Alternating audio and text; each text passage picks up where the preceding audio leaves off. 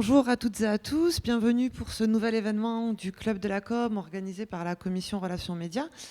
On se réunit en cette fin de matinée pour aborder une question un petit peu épineuse. Comment communiquer hors des sentiers GAFA ? Depuis 9 h ce matin, 3 collèges se sont réunis, un collège d'annonceurs, un collège médias et un collège représentant les agences de communication. Ces 3 collèges vont être représentés autour de cette table ronde par Florence Mutillot de l'Isoto, Stéphane Aventurier de la lettre M et Victor Gajan de l'agence Bigapi. Avant de revenir un petit peu plus en détail sur les conclusions des différents ateliers menés ce matin, je cède mon micro à Frédéric Armand, le président du Club de la Com. Merci Émilie. Bonjour à tous, merci beaucoup pour cette belle matinée, c'était très intéressant. Je suis passé au début et je dois dire que j'ai eu du mal à en partir. Merci beaucoup à toute l'équipe d'organisation du Club de la Com. Merci aux collèges, agences, médias, annonceurs locaux qui ont participé durant toute la matinée. Merci à Objectif Papillon, à Allure Communication, à Objectif Papillon et à 11/10, merci, et pardon Pierre-Édouard. Et je vais laisser la parole à Estelle pour dire un petit mot d'accueil. Merci, bonjour à toutes et tous. On est ravis de vous accueillir ici dans le fonds ancien Plateau Média de l'ISDAT. Donc l'ISDAT, c'est l'Institut supérieur des arts et du design de Toulouse. C'est un établissement public d'enseignement supérieur qui propose des formations tout au long de la vie, donc la formation initiale, la formation continue et des cours publics enfants et adolescents ainsi qu'adultes.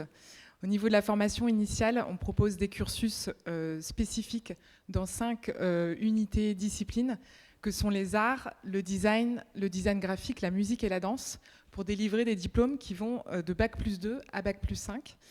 En tant qu'établissement d'enseignement supérieur, nous avons également des missions de recherche, des missions de développement de relations internationales et également d'insertion professionnelle de nos étudiants et nos jeunes diplômés. Et enfin, dans nos dernières missions en tant qu'établissement d'enseignement supérieur, nous sommes également un lieu de création et de diffusion de la création artistique. Et nous proposons donc toute l'année une programmation riche et variée, dans le cadre du programme pédagogique des étudiants et aussi avec la complicité des partenaires. Donc nous organisons des événements toute l'année, que ce soit ici au Plateau Média ou également des expositions au Palais des Arts ou des événements dans la cour d'honneur de l'ISDAT. Donc ce sont des conférences, des rencontres, des concerts, des spectacles, des performances. Voilà, donc n'hésitez pas à suivre notre actualité et certains des événements sont également retransmis sur notre chaîne YouTube. Voilà, je vous remercie de votre visite ici et vous souhaite une bonne restitution. Merci beaucoup Estelle. Je vous propose d'ouvrir cette table ronde avec une question qui finalement a été un petit peu le fil rouge des 3 ateliers déroulés ce matin. On s'est rendu compte au débriefing qu'il y avait un thème fort qui revenait, qui est finalement la schizophrénie, entre ce besoin exprimé par tous les acteurs, que ce soit de l'information ou de la communication, ce besoin de valoriser le local, d'essayer en tout cas d'être proche de notre territoire, et pour autant des contraintes plus économiques liées à un besoin une conquête d'efficacité, un besoin de retour sur investissement. J'ai employé volontairement le terme schizophrénie. Alors je ne sais pas, peut-être que Victor, je peux me tourner vers toi en premier. Comment, quand on est une agence de communication, on gère ce double besoin, cette contrainte économique et en même temps cette valorisation du territoire au sein duquel on évolue ? Bonjour. Je ne crois pas que ce soit une contrainte ou de la schizophrénie, puisqu'il y a vraiment de la complémentarité entre avoir de la performance, nos clients qui veulent du lead, de l'acquisition, et là effectivement sur la data les GAFA sont plus forts. Mais par contre sur le contenu, sur ce qu'on peut amener derrière, là, les médias locaux sont plus forts.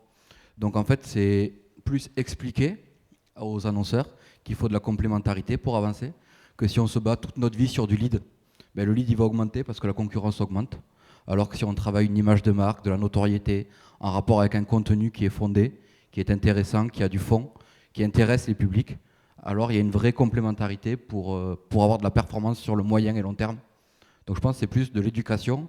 Le digital est arrivé, tout le monde se dit qu'il faut tout mesurer, il faut qu'on soit tous ultra performants, il faut que le lead il soit à 10 €, non à 9, non à 8. Mais en fait, non, c'est un univers qui est global. McDo n'a pas grandi juste en faisant du lead, mais par des campagnes de notoriété, ils ont créé un réflexe.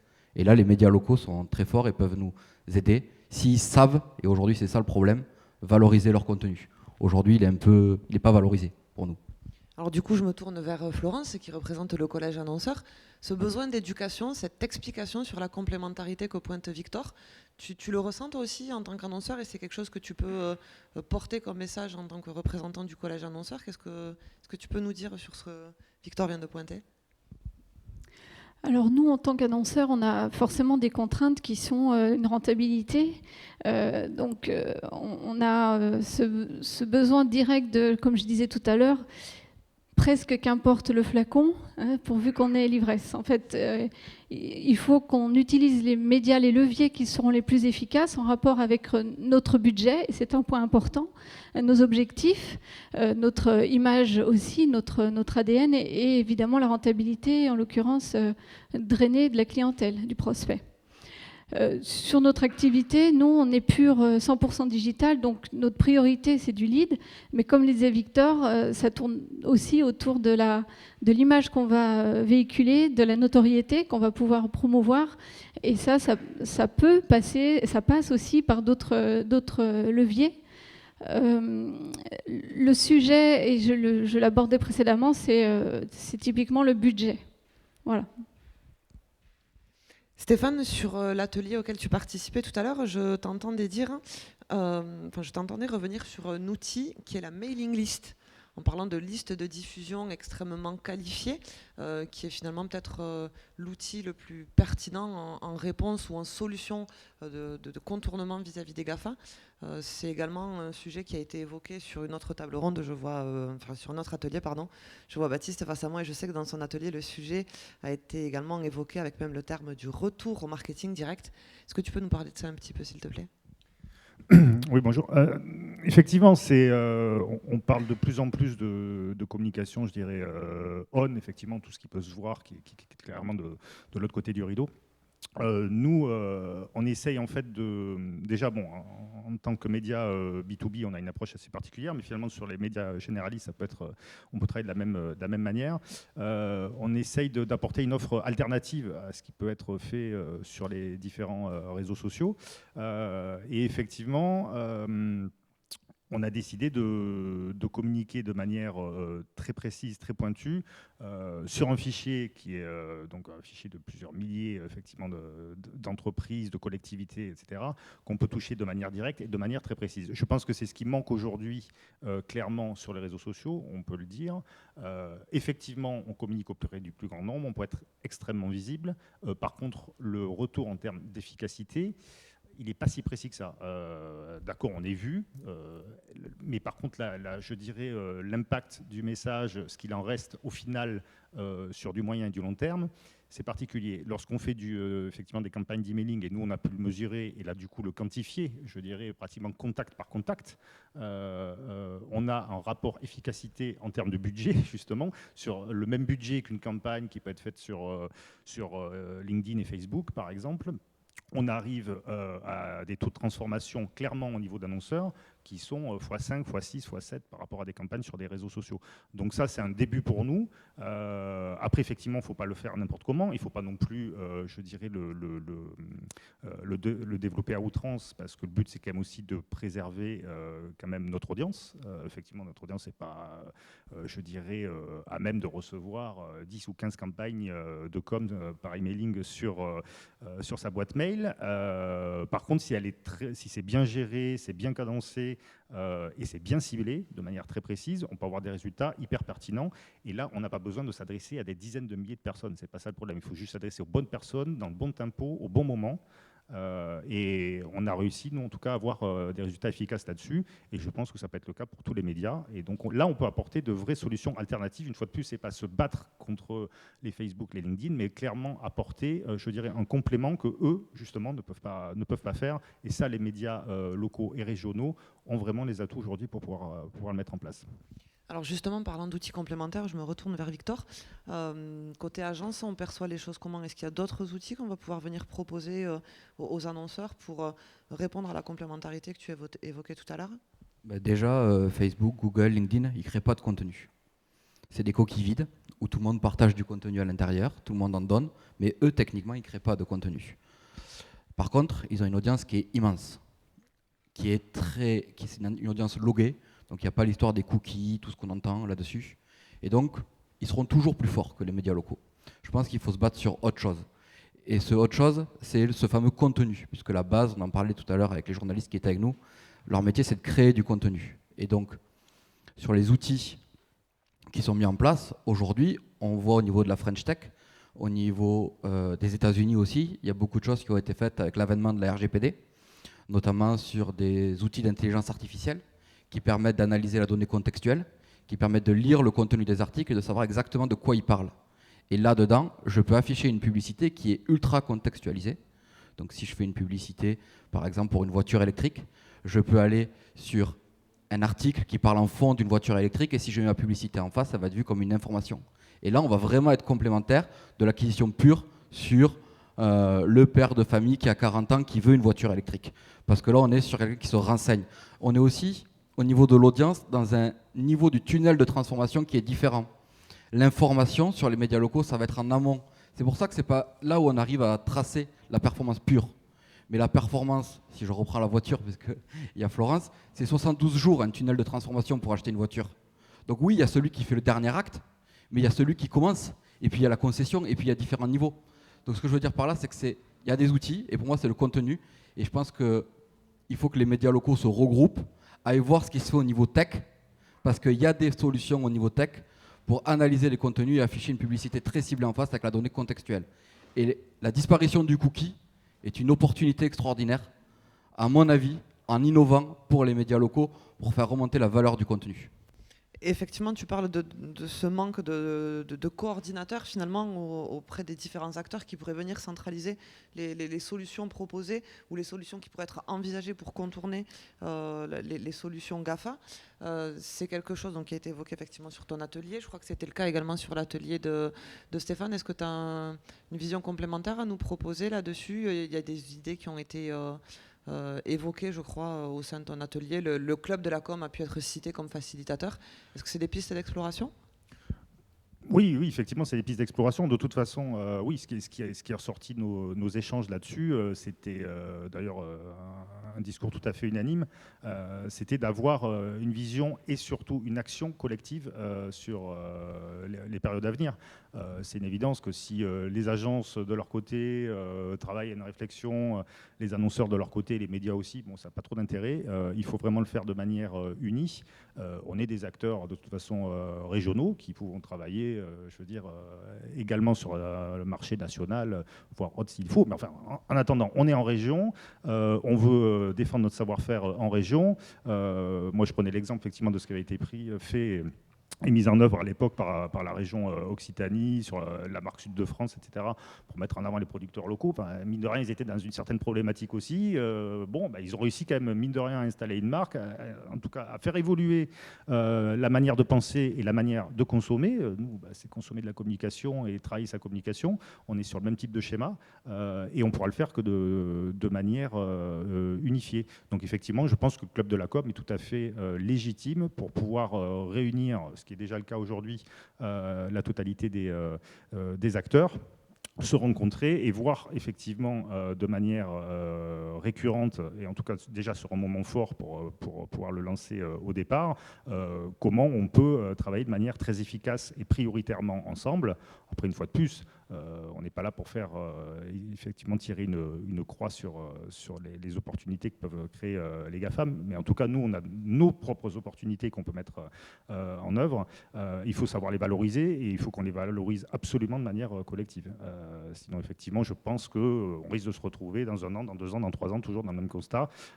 Et ça peut se faire. Je veux dire, si ça s'est fait pour des producteurs locaux sur des marchés ultra concurrentiels, eux, ils n'ont pas les GAFAM, mais enfin, ils ont des Carrefour et des Hyper U, etc., en phase 2, et ils sont arrivés quand même vraiment à s'unir de manière intéressante et intelligente au niveau de leur communication. Nous, je pense qu'on peut le faire aussi sur nos marchés.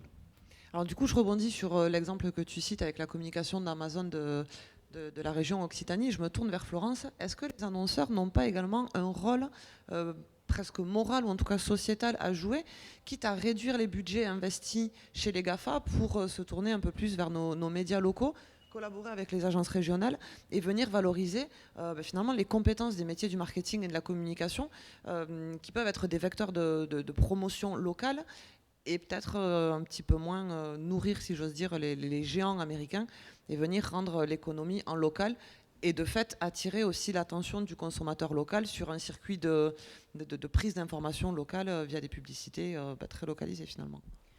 Alors, c'est un sujet qu'on a évoqué largement dans notre atelier. En effet, je présentais mon cas et je précisais que, en effet, pour l'instant, on n'avait pas cette politique-là en termes d'investissement média, pour deux raisons. Mais ce que je voudrais d'abord dire, c'est qu'en termes d'accompagnement, on est de toute façon accompagné par une agence locale. On ne fait pas d'investissement direct avec une régie ou avec un média.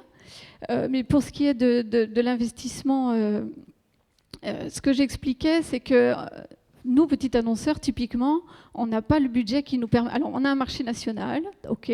On n'a donc pas le budget qui nous permet d'accéder à un autre support de communication que nous proposent les GAFA, enfin en l'occurrence Facebook et Google, parce qu'on ne peut pas communiquer sur du média offline. Typiquement, on n'a pas le budget. Donc il y a d'autres leviers, on en parlait précédemment. Donc on pourrait en effet se dire, mais à vous, agence, de nous proposer aussi, parce que c'est tout l'intérêt aussi du Club de la Com, c'est de nous apporter cette pédagogie, cette formation continue finalement dans les échanges qu'on a, cet enrichissement personnel, nous annonceurs, qui sommes tête dans le guidon en parlant de nos produits, en faisant développer notre produit. Voilà, l'agence nous apporte la connaissance sur l'évolution des différents outils et leviers qu'on peut utiliser pour drainer du lead. Voilà, donc ce que je voulais dire, c'est qu'en effet, essayons de... désormais, je vais sortir changée de toute façon de cet atelier, parce que jusque-là, je me disais, non, on n'a pas le choix. C'est Facebook et Google, et c'est 80% de notre budget, qui est pas énorme, mais n'empêche qu'il utilise 80% de notre budget. Donc c'est assez explicite. Donc essayons d'autres leviers. Mais je garde à l'esprit le même objectif, c'est qu'il faut que j'apporte de la matière première à mes commerciaux et que ma rentabilité elle soit là. Et j'ai une pression, on me demande ça. Donc voilà, mais ouvrons-nous un peu l'esprit pour essayer de trouver d'autres leviers au-delà de ces deux acteurs qui mangent 80% de mon budget. Alors justement, cette matière première, elle se quantifie par les retombées d'une campagne communication.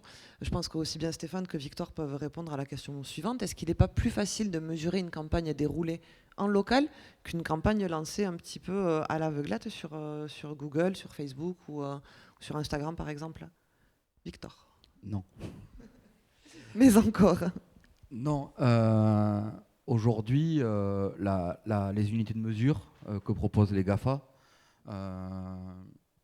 tout ce qui est proposé et ce qui définit le local pour un consommateur, c'est la géolocalisation de la campagne. Que ce soit Facebook, La Dépêche, Boudu ou autre, c'est là où il est, là où je le cible. Donc non. Et d'ailleurs, encore une fois, je reviens là-dessus, mais il ne faut pas oublier les métiers de la communication et du média tels qu'ils étaient avant.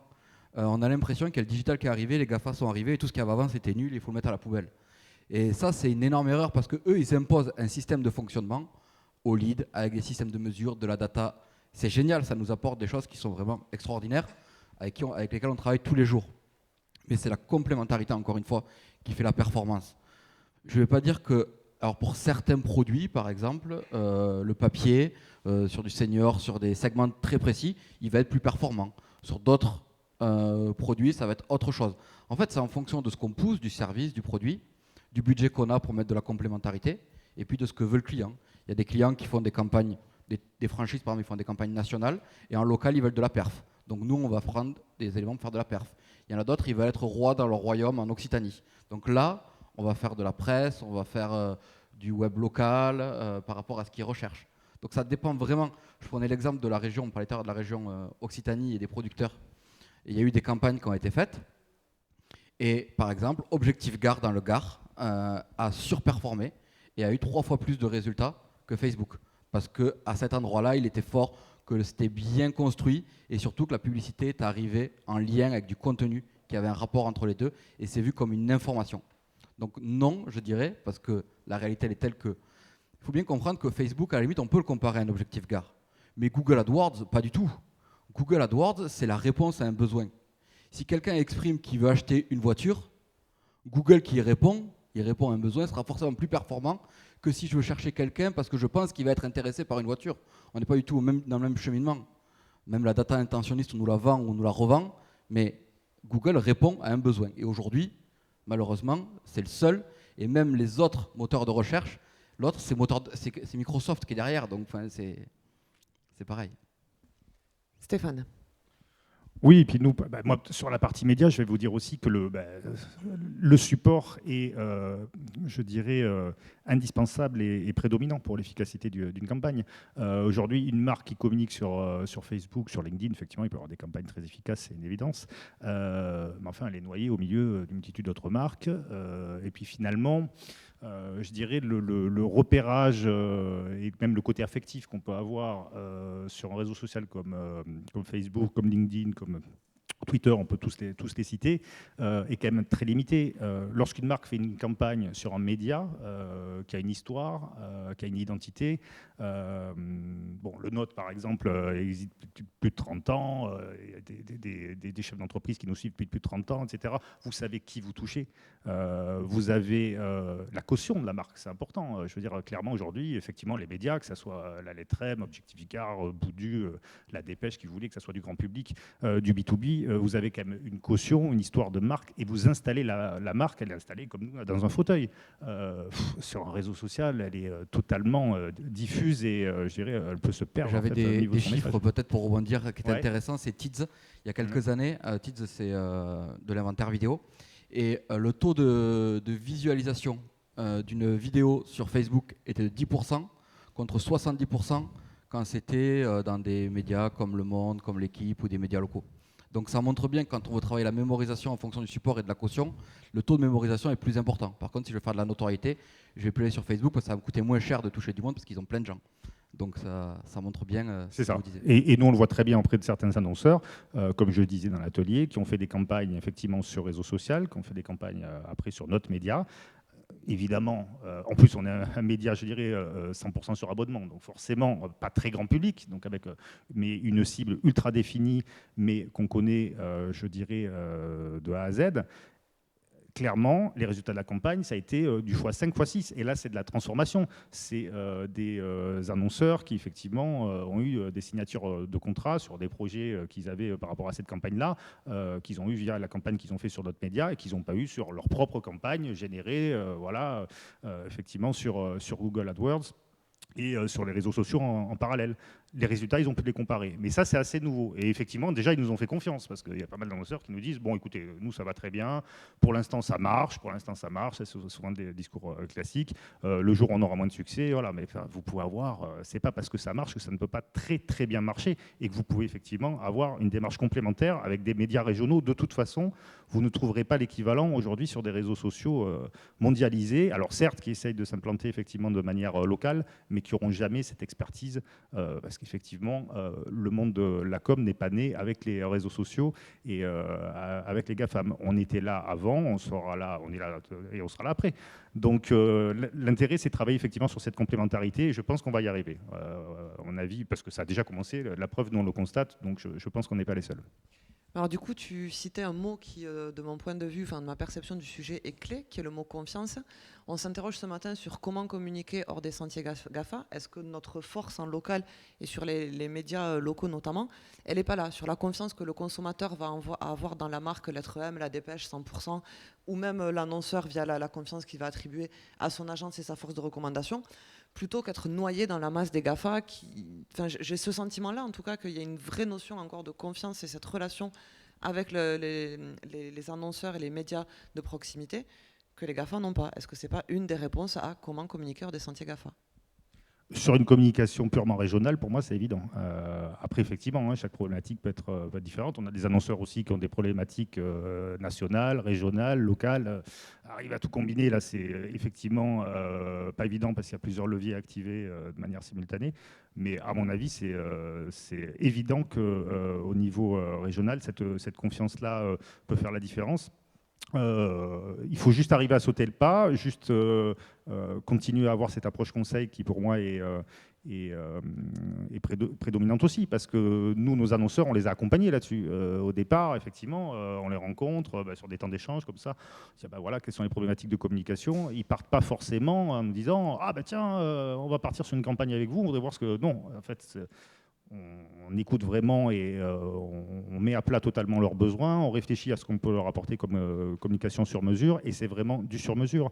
Et finalement, au niveau des médias régionaux, on a tous les types, je dirais, de canaux de communication qu'on peut imaginer et que n'ont même pas les GAFAM, parce qu'on peut leur proposer effectivement du média, donc classique, effectivement, du print, du web, de l'événementiel, du marketing direct, c'est colossal, et tout ça effectivement avec la caution de la marque en local et l'expertise, je dirais, du territoire secteur par secteur, qu'à mon avis ne peut pas avoir quand même un mastodonte international si puissant soit-il. Donc je pense que là-dessus le meilleur est à venir. Mais personne ne peut... Enfin, je ne pense pas que le consommateur ait confiance dans les GAFAM. C'est des passeurs de relais. Il faut bien comprendre que dans leur stratégie, eux, ils n'ont jamais créé de contenu. Ils ne font que relayer du contenu qui vient d'extérieur. Donc les gens sur Facebook, ils ont confiance dans les influenceurs, aujourd'hui. Ils ont confiance dans les marques qui font de la publicité. Mais il n'y a pas la notion de confiance, elle est que sur les médias, sur la presse. Et nous, on a des outils pour scanner les meilleurs résultats, pour comprendre les attentes, pour comprendre comment le marché se structure. Et à chaque fois, on regarde sur des requêtes, par exemple... je sais pas, sur le masque, et c'est à chaque fois des médias puissants qui remontent, et c'est là où il y a la confiance, là où on peut faire des relations presse, là où on peut faire des campagnes display sur ces supports-là. Donc il y a vraiment, encore une fois, une complémentarité. C'est pas du tout la même chose. Les GAFA, c'est de la data pure et de la réponse aux besoins. Le reste, c'est du contenu, et c'est vraiment, il y a une complémentarité évidente entre les deux. Il faut bien le cerner, mais il y a une complémentarité qui est évidente. Et celles qui le font réussiront. Je me souviens d'un ami avec qui j'ai travaillé, qui voulait du lead, et qui ne travaillait pas le contenu. Et un jour, il s'est mis à travailler le contenu, et 5 ans plus tard, il est revenu me voir et il me dit « Ah, mon acquisition, le prix, il a diminué par 2 sur Facebook. » Ben oui, parce que derrière, tu as fait la notoriété, que ta marque, elle rassure, etc. Et là, c'est les principes de base de la communication. Et il y a tout pour réussir. Cette complémentarité que tu pointes, elle s'applique aussi bien sur des cibles B2B que B2C. Dans l'élaboration d'une stratégie de com, en B2B, en B2C, on retrouve cette complémentarité-là? Encore plus, je dirais que ça penche encore plus sur le contenu en B2B. Parce que Facebook n'est pas très performant, que LinkedIn aujourd'hui, alors tout le monde dit qu'il est sur LinkedIn, mais il y a beaucoup moins de contenu, donc la pub est beaucoup plus chère, donc les résultats sont beaucoup moins bons. Alors il y a Google AdWords toujours qui répond à un besoin, mais je crois que pour travailler du B2B, les médias locaux, des choses beaucoup plus spécialisées sont plus intéressants. Donc je dirais qu'il faut, quoi qu'il arrive, de la complémentarité, mais là on penche encore plus, il y a encore plus de choses à jouer sur le contenu quand on parle sur des produits B2B, à plus d'enjeux derrière. Côté annonceur, on répond comment à cette question? Alors, moi, je voulais juste rajouter une chose concernant la confiance, puisque la confiance qu'on peut avoir en un média, moi, je la transfère typiquement à mon agence, donc j'ai confiance en eux et c'est eux qui vont m'accompagner pour répondre au mieux. Je n'ai pas de contact avec les médias et c'est eux qui sont en réponse à notre stratégie de développement d'entreprise à travers leur stratégie de communication et d'action. Donc, le deuxième point, on parlait de marché B2B, pardon. On a plusieurs activités, dont une activité aussi B2B, sur laquelle on n'est pas du tout présent sur les... Enfin, on n'utilise pas les GAFA. Alors là, pour le coup, on a 50 ans d'histoire et d'activité, donc on a peut-être un fonctionnement un peu, peut-être encore artisanal, mais vraiment lié sur l'humain. Et on n'utilise aucun levier de communication autre, finalement, qu'un peu de presse spécialisée, vraiment pure B2B, où c'est vraiment de la presse, comme je citais tout à l'heure, Bus et Car, par exemple, magazine, puisqu'on est spécialiste du crédit bail des biens mobiliers pour les entreprises aussi, donc c'est une autre activité historique. Donc voilà, et là, tout repose sur l'humain et sur la force commerciale en relation. Donc c'est plus dans le sujet du jour, mais Tout ça pour dire qu'à l'inverse, sur notre marché B2C d'Isoto.fr, qui est 100% digital, et c'est un marché de masse, puisqu'on distribue de l'automobile, toute marque, toute énergie, là, on est obligé d'utiliser le média de masse, et en l'occurrence, ces médias-là, Google et Facebook, et bien d'autres. Et il y en a d'autres, mais sur un marché de masse, je ne vois pas comment on peut s'en affranchir totalement. Alors, je change complètement de sujet. On a Vanessa et Mélanie qui nous remontent en direct les questions posées par nos internautes. Il y en a une qui me frappe un petit peu. Ne faut-il pas être conscient de la fuite des budgets investis vers l'économie américaine? On parlait de relations locales. Alors là, pour le coup, le local, on n'y est plus du tout. Fuite des budgets. Qui prend la parole? Nous, on l'a subi plus qu'autre chose. Je crois que je vais te laisser la parole. Oui, c'est sûr que ces investissements-là partent aux États-Unis. Après, je ne vais pas rentrer dans les détails de taxes et tout ce qui peut se passer derrière, puisque à part Facebook, tous les autres ont réimpacté la taxe sur les entreprises, les taxes sur les fuites, sur les investissements publicitaires. Pardon. Donc oui, c'est une vraie question. Le problème, c'est qu'aujourd'hui, les entreprises pensent à leur rentabilité et qu'ils ont la perf sur ces outils-là et qu'ils ont été en avance et qu'en France, on n'investit pas dans la tech ou très peu. Il y a plein de choses qui se font en ce moment dont on ne parle pas sur la French Tech à Paris, sur les médias. Il y a plein de choses qui se font, mais aujourd'hui, ils ont une situation de monopole là-dessus. Enfin, de duopole en l'occurrence. Moi, je parle sur la région et l'Occitanie, les États-Unis, ça m'intéresse moins. Florence, quelque chose à rajouter? Oui, c'est sûr que c'est un vrai sujet. Quand on prend le temps d'y penser, d'y réfléchir, sur un marché comme nous, purement national, qui a pour vocation d'accompagner finalement les entreprises à grandir, les entreprises françaises, il y a une schizophrénie dont on parlait initialement, c'est sûr. Alors, je suis désolée, je m'en remets aux écrans. Que pensez-vous de la tendance constatée à la baisse des partages sur les réseaux sociaux? Qui est à l'origine de cette question? Oui, je me doute que c'est du direct YouTube. C'était peut-être pour avoir une précision. Ça dépend des réseaux. Ça dépend des réseaux, ça dépend du contenu en particulier. Ça évolue très vite. Il y a des réseaux qui montent, d'autres qui sont plus des réseaux d'observation, d'autres pratiques du web. Mais je ne suis pas sûr que... Enfin, ça n'a pas vraiment d'impact sur la publicité aujourd'hui, pour l'instant, puisque les gens y sont toujours. Il y a beaucoup de personnes qui nous disent Facebook est mort, il n'y a plus de partage, etc. Pour autant, la perf, elle y est toujours, les gens ils y sont toujours. Et puis, il ne faut pas oublier, c'est dans un article qu'on nous a partagé avant la conférence, mais que Facebook, il rachète à chaque fois qu'il y en a un qui monte, il le rachète, ou Google. Donc aujourd'hui, c'est Messenger, première messagerie au monde devant le SMS. WhatsApp, c'est Instagram. Donc, en termes de données sur les gens, on ne peut pas aujourd'hui les combattre. Il y en a plusieurs entreprises ont essayé de se regrouper, mais je le disais, la RGPD, elle sert beaucoup plus Facebook et Google, et elle dessert les médias locaux, puisqu'en fait, Facebook et Google, c'est un univers où on est logué, et donc on donne de l'information. Donc ils n'ont pas de croisement de données, donc à partir du moment où l'internaute a dit OK, ça, on part. Et d'ailleurs, quand il y a eu les RGPD, je ne sais pas s'il y en a qui ont essayé de quitter Facebook, à la fin, il vous a dit au revoir, quand vous essayez de supprimer le tracking. Et de l'autre côté, les médias traditionnels, locaux ou français, ils travaillaient pour avoir une donnée assez qualifiée, assez puissante au croisement de ces données-là. Et la RGPD, dans le système de tracking, la suppression des cookies et de tout ce qui est d'acceptation, ils ont supprimé ça. Donc en fait, on a fait une loi qui dessert les médias, et donc les médias vont être obligés de se réinventer dans leur système, qui sont souvent trop dépendants de la publicité. Et c'est pour ça que je parle énormément de contenu et surtout d'autre chose qui n'est pas exploitée aujourd'hui par les médias, c'est comment j'exploite ma donnée propriétaire. Mais pas juste pour faire du retargeting ou autre, c'est qui est mon audience, en fonction de quel article, pour travailler de façon très, très finement et pour valoriser différemment les audiences qui viennent. Quand je dis les audiences, ce n'est pas des gens qui sont logués, que l'on connaît, c'est des profils que l'on peut récupérer avec des outils, avec des DMP, avec d'autres outils.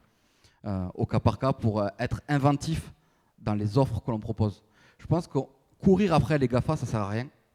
Franchement, ils sont beaucoup plus nombreux, ils ont pris de l'avance sur leur segment, sur la data, mais sur tout le reste, il y a plein d'opportunités et il n'y a que la créativité qui peut nous bloquer. Oui, tout à fait, moi je te rejoins complètement là-dessus.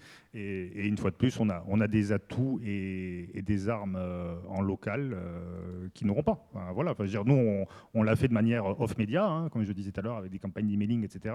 Mais on est ravis d'avoir convaincu quand même des annonceurs qui n'avaient pas eu ces résultats-là, effectivement, via des réseaux sociaux, pourtant ultra puissants et qui évidemment ont des moyens tout autres que nous.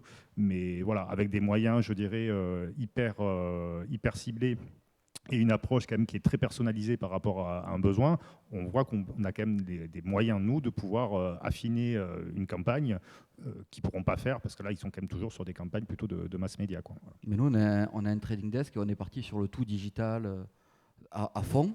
Et en fait, on s'aperçoit au fur et à mesure des statistiques. Et donc, on est revenu en arrière.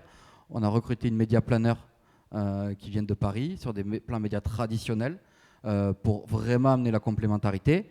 Et je ne sais pas si vous l'avez observé avec le Covid, mais alors au début du Covid, tout le monde s'est rétracté de Facebook. Il n'y a plus beaucoup d'annonceurs, donc ceux qui ont fait de la pub, ils ont pu vraiment réussir, s'ils ont réussi à se réinventer. Et là, avec le déconfinement, il y a une chute, puisqu'en fait, il y a toujours plus d'annonceurs, parce que tout le monde s'est dit Facebook, c'est génial, etc.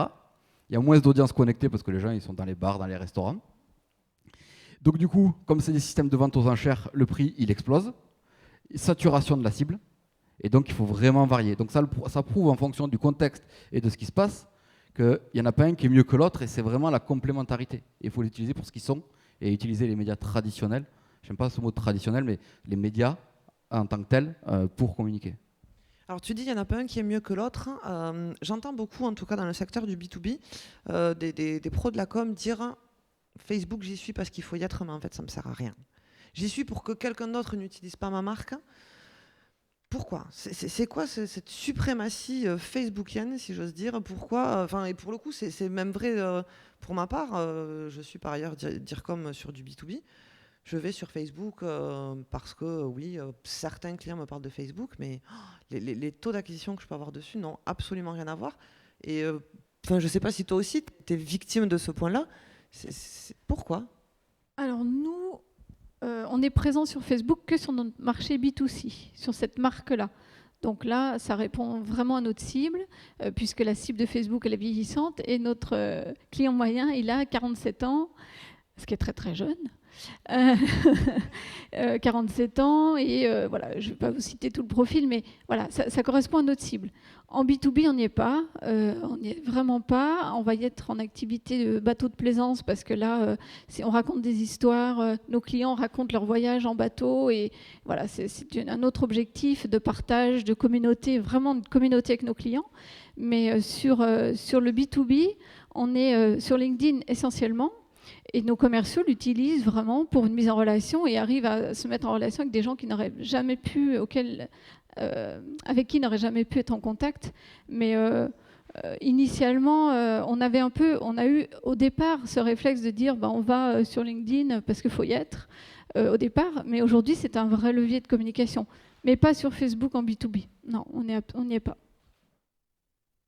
Non, je ne pense pas qu'on doit être partout tout le temps. Alors, il y a aussi la question du mapping quand il y a une recherche pour être présent partout, sur la fameuse première page et sur les résultats. Encore que Google désindexe Facebook puisque ce n'est pas un moteur de recherche qu'il aime bien. Parce qu'en fait, ils sont en concurrence quand même les deux. Facebook est un moteur de recherche affinitaire et Google un moteur de recherche technique. Sur Facebook, vous trouverez toujours le restaurant qu'un ami à vous aimé, alors que sur Google, c'est celui qui sera le mieux référencé. Je pense qu'il faut vraiment faire en fonction du besoin qu'on a, de la cible, où on veut la trouver. On peut faire que du sur-mesure, il n'y a pas de règle préétablie. Et pardon, je voudrais ajouter, dès lors qu'on est sur un média, sur un support, il faut l'exploiter selon les codes. Typiquement, sur Twitter, on n'y est pas sur notre activité B2C parce qu'il faut tweeter tous les jours. Et si on tweete une fois par mois, c'est incohérent. Voilà. Donc respecter les codes pour chaque média, chaque support. Par contre, juste pour rajouter, excusez-moi, par contre, ce que je dis souvent, c'est qu'un B2B devient B2C le soir. Donc ça dépend qui c'est qu'on veut cibler et quelles sont les personnes que l'on cible. Donc, je pense que c'est aussi ce qui répond à ce réflexe presque où je suis sur Facebook malgré tout. Parce qu'effectivement, le pro de 8h à 19h, le soir, il bascule sur une cible B2C et que... J'aurais beaucoup aimé poursuivre les échanges avec vous, mais je vois qu'il est l'heure de poser la dernière question et de conclure. Médias et blockchain, une solution pourrait-elle venir de la tech ? Alors, la blockchain n'a pas forcément rapport. Enfin, toute la tech n'est pas la blockchain, même si c'est autant à la mode que ça puisse être.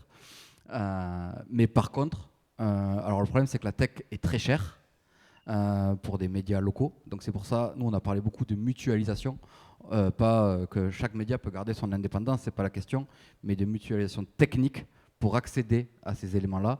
Une DMP, c'est 150 000, 200 000 euros par an. Les outils qui sont développés en data contextuelle sont très chers. Si on doit se brancher sur un outil tierce pour analyser la donnée contextuelle, ben, il y a ce qu'on appelle des fees, des pourcentages qui sont pris par la technologie. On dit souvent que les médias, en fait, sur le programmatique, touchent que 50% de la somme que l'annonceur a investi. Mais pour moi, la solution, elle est dans l'innovation. Parce qu'aujourd'hui, il y a tellement de contenu que c'est celui qui sait le valoriser qui gagne, forcément. Et aujourd'hui, le problème, il est de la valorisation. Qu'est-ce que j'y mets derrière ? Comment je le monitore ? Et c'est ça qui est compliqué. À l'époque, on en parlait tout à l'heure, Facebook, ils avaient proposé un outil qui s'appelait Article, et ils proposaient aux journalistes du Monde de venir faire des articles dessus. Et ils leur disaient, vous aurez 50% des espaces publicitaires. Sauf qu'en fait, la data, elle appartenait qu'à Facebook. Donc en fait, c'est eux qui gagnaient au final. Mais eux, ils n'ont pas le contenu. Et donc la tech peut permettre de valoriser ce contenu. Et je crois que c'est l'enjeu aujourd'hui. Les gens, ils ont besoin de contenu, du contenu local, du contenu éditorial. Enfin, tout le monde a besoin de ça et que le monde reprenne un peu sa place après cette tout digital où on a un peu perdu les codes et je pense qu'ils vont revenir. Un mot pour conclure peut-être ? Ben moi, pour conclure, effectivement, c'est tout à fait dans la continuité de ce que tu viens de dire. Je pense que l'avenir, pour moi, il est clairement au niveau humain, c'est ce que l'on disait. C'est aussi, voilà, ça rassembler et travailler ensemble. Il ne faut pas oublier que, à la base, la com, la pub, tout ça, c'est une histoire de plaisir. En tout cas, moi, c'est toujours comme ça que je vois ce métier-là. Et ça, c'est quelque chose que nous, on pourra toujours apporter et que j'ai quand même du mal à retrouver sur, voilà, toutes ces stats qui vous prennent la tête sur ces histoires voilà, de pertinence, de performance sur les réseaux sociaux, etc. Où est le plaisir Je prends un exemple, il y a 3-4 semaines, on sort un magazine à notre niveau, au niveau de la région. Un annonceur a réservé une page et en fait, on a un désistement. Donc du coup, on l'a placé en 4e de couve et sa pub est magnifique et tout, super visuel. Et quand il a reçu le magazine et tout, il voit qu'il est en 4e de couve, il envoie un message en disant c'est magnifique. Enfin, il était touché, il était ému. Ça, voilà. Je pense que des médias comme nous en région, on peut l'apporter. Je ne pense pas qu'il y en ait beaucoup qui versent leur larmette quand ils voient leur post sur Facebook ou sur LinkedIn. Donc ça, ils ne pourront jamais nous l'enlever. Et à mon avis, c'est pour ça qu'on réagit collectivement. On n'a pas trop de soucis à se faire. Voilà. Alors, c'est exactement ce que je voulais dire. Je voulais parler d'humain. Mais alors, pas seulement côté relation avec l'agence et le média, mais côté client. On est sur un monde pur digital dans la distribution. Nous, typiquement, on fait de la vente à distance. Donc, il est important, alors comme disait Victor, de rajouter dans le contenu, d'apporter du contenu et donc une proximité avec le prospect, avec le client, et d'apporter plus d'humain. Donc on essaie de le faire, nous, à travers les supports, à travers les images, les témoignages de nos collaborateurs, ou voilà, dire c'est Julien qui va s'occuper de vous, il y a sa photo, il est là, voilà. Donc l'humain dans tous les niveaux, à tous les niveaux, et ça passe par ce contenu qui va rajouter de la proximité, ce que Google ne propose pas non plus, puisque, comme le disait très bien Victor, c'est un outil de recherche et c'est un passe-plat, entre guillemets, et c'est pas du tout, il n'apporte pas de la valeur ni humaine, ni si, de l'information, mais c'est pas lui qui en est l'auteur. Voilà, c'était le côté humain, mais sur toute la chaîne. Il est comme Uber Eats. Comme Uber Eats avec les restaurants, tout le monde s'est fait uberiser. Il faut peut-être revenir aux bases. Ils ont trouvé une faille. Elle est belle, elle continue, mais il y a des solutions. Parfait, merci beaucoup à tous les trois, merci à tous les participants aux ateliers, merci encore à l'ISDAT de nous accueillir et à très bientôt pour la suite de cette thématique. Merci. Merci. Merci.